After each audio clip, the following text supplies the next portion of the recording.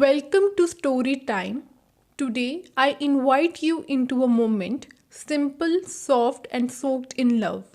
This is when the monsoon arrived, a story of a little girl, her questions, and the father who answered them with sky. Let's begin. It was the last week of June. The air had changed, heavier, cooler, and filled with the scent of wet earth. Even though the rains hadn't arrived yet, the sky wore a dark shawl of clouds, stretching from one end to the other. Little Tara stood on the balcony, her chin resting on the rusted railing. She watched the clouds quietly, her brown eyes curious. Just then her father walked in with two cups, one cup of tea for himself and the one filled with warm milk and a pinch of cardamom for her. Papa, she said without taking her eyes off the sky, why do the clouds change color? Her father smiled. He took a slow sip from his cup and sat beside her. Beta, he said gently, clouds don't change color, they also change places. The ones you see now have traveled all the way from the south to reach you. Tara's eyes lit up. Really? The clouds travel like we go on trips? Yes, he nodded. They start their journey from the warm Indian Ocean. The heat there makes water rise into the sky, and then the wind, strong and steady, carries these clouds all the way to us.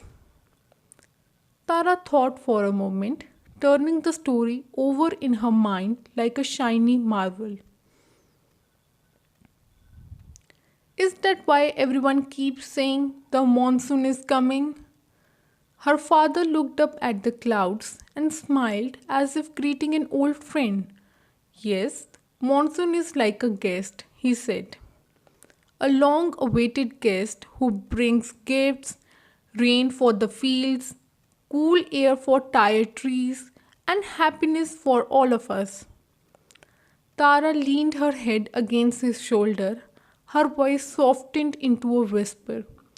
As I wait for the monsoon to dance, she said, I wonder how the sky always knows when we need it the most.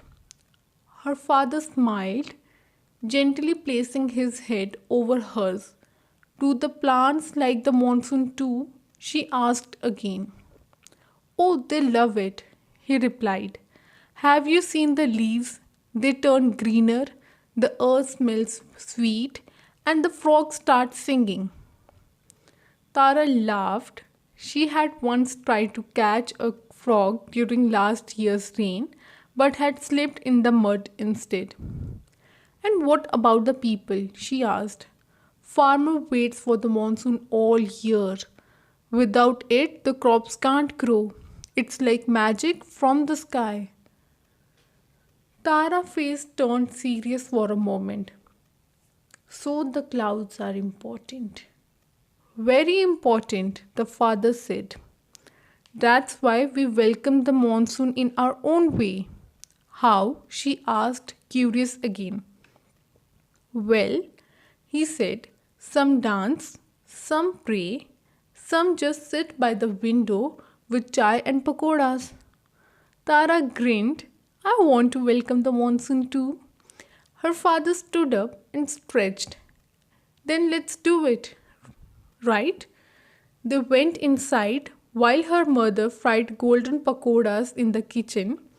Tara helped set the tray by the window. The first raindrop hit the metal railing with a soft thud. Then another and another. Tara pressed her face against a glass and whispered, Welcome, monsoon.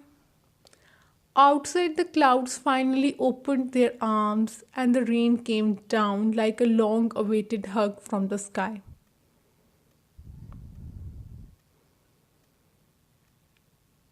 The monsoon isn't just a season, it is a rhythm of childhood splashing in puddles, the scent of wet earth rising like a forgotten song, and the quiet voice of a parent explaining the clouds, not with science but with wonder. I hope you liked the story and please let me know in the comment section. Thank you.